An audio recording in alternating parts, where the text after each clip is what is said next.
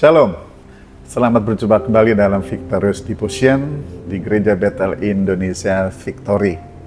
Semua kita yang mengikuti, baik dari Jemaat G Victory maupun dari Jemaat Tuhan dari gereja-gereja lain, tidak menjadi masalah karena ini tidak terbatas bagi jemaat gereja tertentu, tetapi bagi jemaat Tuhan yang mempercayai bahwa Yesus Kristus adalah Tuhan. Melalui Victorious Devotion, kiranya kita terus dituntun oleh Tuhan melalui firman yang kita baca dan kita renungkan. Sebelum kita merenungkan ayat hari ini, mari kita berdoa. Bapa di sorga, kami bersyukur untuk kebaikan Bapa atas kami. Sampai hari ini, Bapa terus memelihara kami. Oleh kasih, kuasa yang tak henti-hentinya, dalam kesabaran, dalam hikmat yang Bapa berikan. Pagi hari ini, kami mau membaca dan merenungkan firman-Mu. Terangi dengan Roh-Mu yang kudus, supaya kami mengerti dan kami digairahkan untuk melakukannya. Kami sambut firman-Mu, dalam nama Tuhan Yesus Kristus. Amin.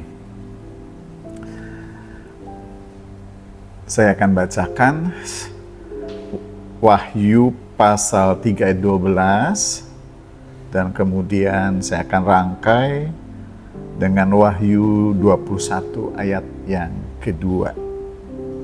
Barang siapa menang, ia akan kujadikan soko guru di dalam bait suci Allahku. Dan ia tidak akan keluar lagi dari situ. Dan padanya akan kutuliskan nama Allahku. Nama kota Allahku yaitu Yerusalem baru, yang turun dari sorga dari Allahku, dan namaku yang baru.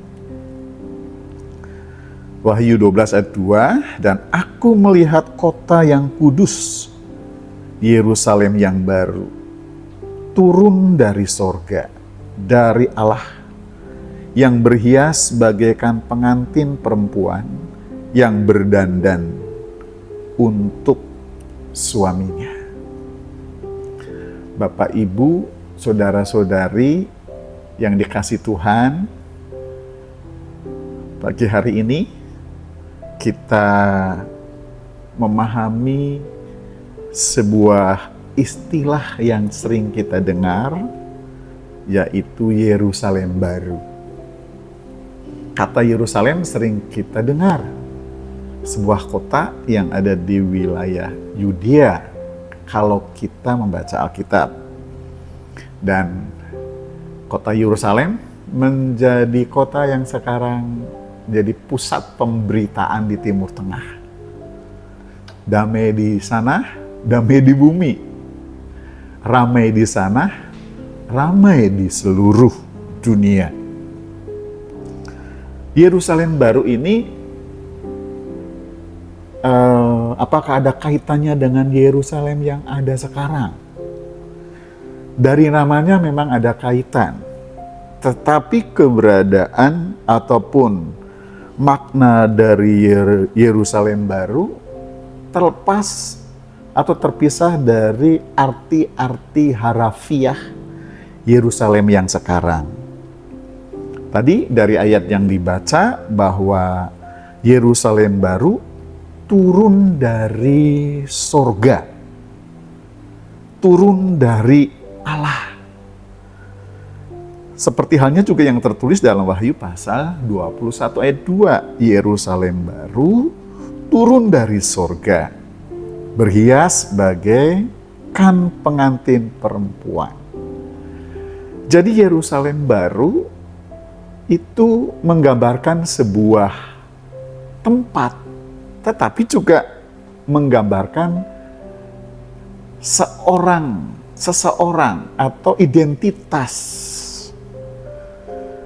Karena digambarkan bagaikan pengantin perempuan. Tepatnya sekelompok orang yang berada bersama-sama sebagai umat Allah. Jadi pendek kata atau disimpulkan secara singkat, Yerusalem baru adalah umat Allah yang selama hidup di muka bumi, di langit yang lama dan bumi yang lama ini, dia percaya kepada Yesus Kristus Tuhan, dia ditebus oleh Yesus Kristus Tuhan, sepanjang hidup ia menuruti firman, dan ia menantikan kedatangan Yesus yang kedua kali. Jadi Yerusalem baru ini adalah umat Allah sepanjang masa yang telah dipanggil Tuhan hidup dalam kekekalan, yang masih hidup diubahkan dalam sekejap, yang sudah mati dibangkitkan, lalu bertemu dengan Tuhan di udara dalam kekekalan. Karena ini bicara soal banyak orang percaya dari masa ke masa, orang-orang yang sudah diselamatkan. Mereka yang sudah dipanggil Tuhan hidup dalam kekekalan, dinyatakan turun dari sorga. Artinya mereka berasal dari sorga, hadir di dalam sebuah wilayah yang disebut Yerusalem baru. Tetapi umat Allah tersebut yang jumlahnya bukan puluhan, bukan ratusan, bukan ribuan dan jutaan, mungkin miliaran. Ya, saya tidak bisa memastikan, tetapi yang harus pastikan bahwa kita adalah bagian dari Yerusalem baru itu, dan kita ada di sana. Ini adalah umat-umat Allah yang sudah ditebus dari dosa dan hidup menuruti firman-Nya dan setia sampai akhir. Jemaat di Philadelphia mendapatkan status atau ditulis Yerusalem baru karena mereka hidup demikian layak menuruti firman dan setia sampai akhir. Bahkan dalam keadaannya yang tak seberapa kekuatannya, setia pada Tuhan luar biasa. Jadi jemaat Philadelphia ada di Yerusalem baru dan mendapat status juga sebagai Yerusalem baru. Dan Yerusalem baru ini seperti pengantin yang berdandan, berarti menggambarkan keindahan. Pengantin juga menggambarkan kesucian. Pengantin menggambarkan sebuah kesiapan untuk hidup bersama dengan sang suami.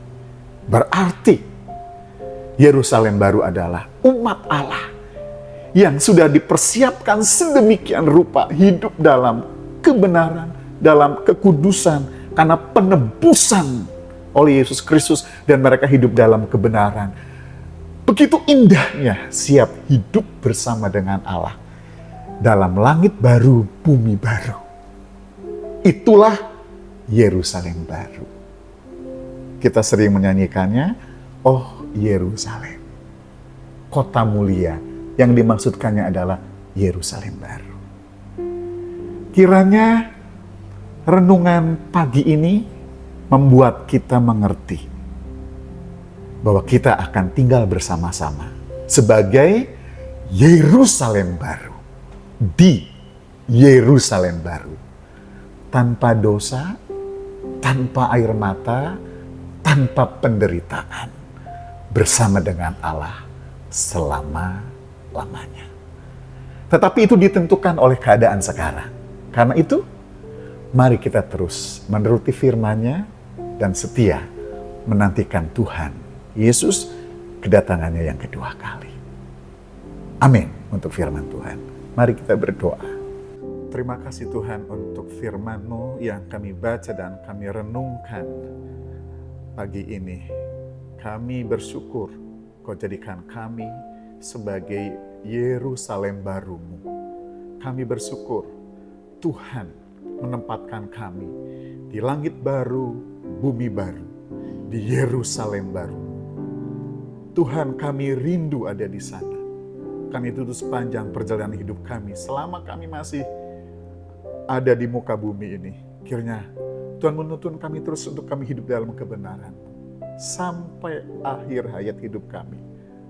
Kuatkan dan teguhkan kami. Terima kasih Tuhan. Apapun yang terjadi dalam perjalanan hidup kami, secara khusus hari ini, tuntun kami untuk terus kami melakukan kebenaran-Mu. Sucikan hati kami, ampuni segala salah dan dosa kami. Biarlah Roh-Mu yang kudus terus menerangi kami dan meneguhkan kami. Untuk kami berjalan menuruti firman-Mu. Terima kasih Tuhan. Dalam nama-Mu kami berdoa. Amin. Puji Tuhan, kita sudah selesai Victorious Devotion hari ini. Sampai jumpa, Tuhan memberkati.